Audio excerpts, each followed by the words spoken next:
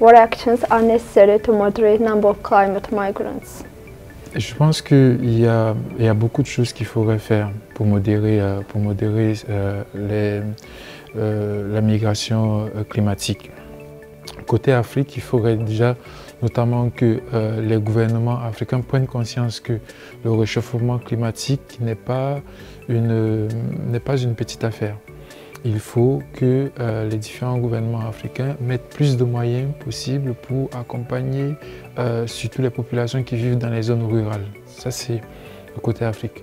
Au niveau de l'Europe, ce qu'il faudra, c'est qu'il faudra que l'Europe mette de plus en plus de moyens. Je pourrais me dire qu'ils aient une politique commune d'action climatique sur le continent africain. Cela passe notamment par des subventions aux formations des jeunes agriculteurs. Cela passe aux subventions des différentes coopératives agricoles qui existent en Afrique. Et surtout, il faut qu'il y ait une vraie stabilité sécuritaire parce que toutes ces actions ne peuvent pas fonctionner si l'Afrique continue à être le théâtre des opérations terroristes, notamment au lac Tchad, au golfe de Guinée, sur les côtes ouest africaines et aussi sur la corne de l'Afrique. Donc, il faut une action globale, à la fois européenne et africaine, une volonté politique d'une part, une politique d'action réelle côté Europe, où les deux forces pourront mettre les moyens financiers en place pour accompagner justement toutes ces populations qui aujourd'hui sont les premières victimes du changement climatique et éviter naturellement que ces personnes deviennent des migrants climatiques mais qui restent plutôt dans leur région et que ces actions-là, je dirais, anticipent sur les changements climatiques que nous connaissons. Going forward, how do you think climate change will impact gender issues in the African continent? Alors, sur le continent africain, il faut dire d'abord une réalité, c'est que on ne peut pas transposer la question du genre tel que c'est vécu en Europe sur le continent africain. Donc, on commence d'abord par cette réalité. Parce qu'en Europe, on a une conception du genre qui n'est pas forcément la même perception dans les autres différents pays africains. Pourquoi je le dis? C'est parce que l'Afrique, il n'y a pas une Afrique, mais il y a des Afriques. La conception qu'on a du genre à l'Afrique du Nord n'est pas la même conception que nous avons en Afrique de l'Ouest ou en Afrique de l'Est ou en Afrique australe. Donc ça, c'est de un. Deuxièmement, pour amener à considérer la question du genre sur l'impact du changement climatique, eh bien, ce qui serait le mieux, ce serait de commencer avec une réelle politique d'éducation. Politique d'éducation qui met les hommes et les femmes à égalité, qui permet à ce que,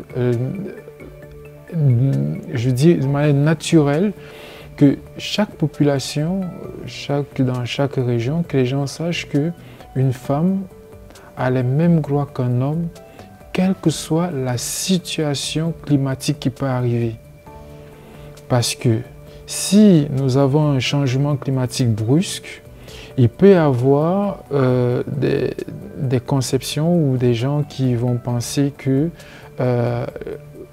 maintenant qu'il n'y a plus assez d'eau, par exemple, il faut que ce soit uniquement les femmes qui vont faire telle tâche et les hommes iront faire telle tâche. Non, il faut qu'on impulse que quelle que soit la situation qui arrivera, que les femmes et les hommes conserveront toujours les mêmes droits.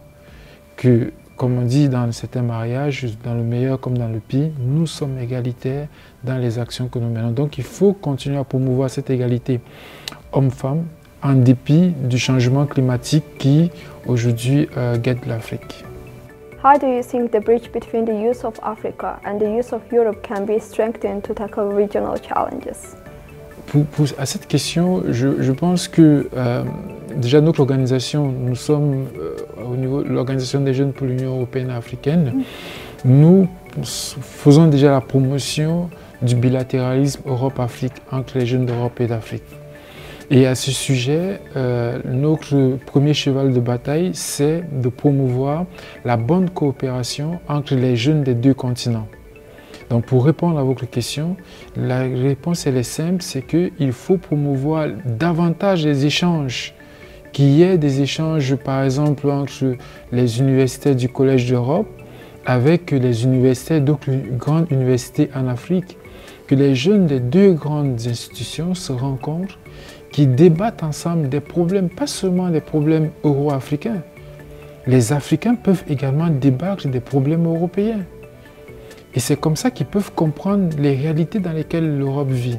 Et pareil, les Européens, ils le font déjà, notamment sur plusieurs conférences, débattent des problèmes africains. Mais c'est quand on a ces deux débats, un côté un débat européen et un côté un débat africain, qu'on se comprend. En ce moment-là, on crée la synergie de nos forces pour travailler ensemble. Et à ce niveau-là, les jeunes européens et africains, qu'est-ce qu'ils doivent faire? Eh bien, ils doivent commencer d'abord par les échanges, le transfert de compétences. Il faut que des ingénieurs européens rencontrent les ingénieurs africains. Il faut que les ingénieurs ou même d'autres techniciens africains rencontrent les techniciens européens. Il faut ce croisement de connaissances. Et ensuite, maintenant, on peut aller sur le multilatéralisme des actions qui peuvent venir à la fois de l'Afrique du Nord, l'Afrique centrale, à la fois de l'Europe de l'Ouest, de l'Europe de l'Est, que tous ces jeunes-là se rencontrent ensemble et qui mettent des projets pratiques. Exemple, sur la question de l'agriculture. L'agriculture aujourd'hui est le premier défi de l'Afrique. Parce qu'aujourd'hui en Afrique, on a encore des gens qui dorment sans manger.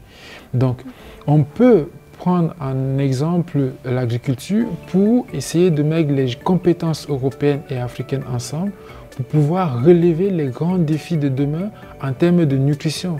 Parce que comme vous le savez, zéro famine, c'est le deuxième point des objectifs de développement durable des Nations Unies. Donc les deux entités peuvent travailler ensemble. Et s'ils réussissent sur le plan de l'agriculture, ils peuvent le faire sur le plan sécuritaire, notamment les mécanismes de lutte contre le terrorisme.